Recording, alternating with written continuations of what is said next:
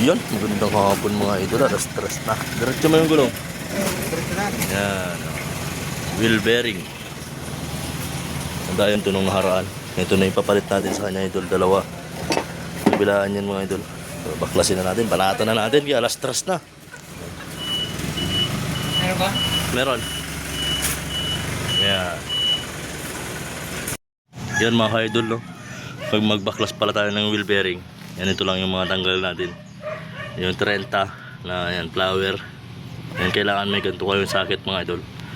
Tanggal natin yung caliper, yung rotor, saka yung 19 dito mga idol, saka yung tie rod, saka yung sa ball joint mga idol. Yan, pag magbabaklas tayo ng mga wheel bearing. Pero pag sa Superman Gen 3, tatlong 19 lang mga ka-idol.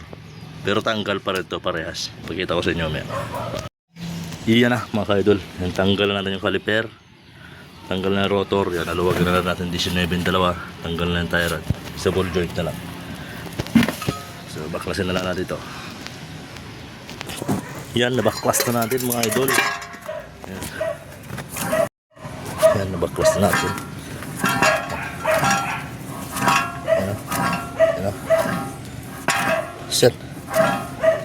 Sa kabila naman tayo mga idol. Yan, baklasin naman din na ito mga idol. Ayan na mga idol. Alas 4:30 na ng hapon. Nabaklas na natin yan mga idol. Kabilaan yan. Wheel bearing Gen 2. Yan, Batman mga idol.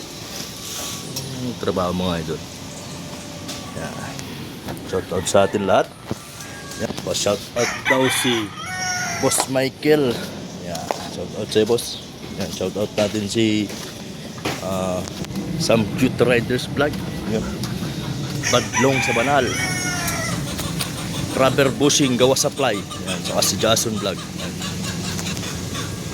Tingnan nyo mga idol yung ginagawa ng idol natin. Nagtatago sa sasakyan para mag-edit ng Nag-boss over tayo kasi may tugtog. yan. Para tahimik.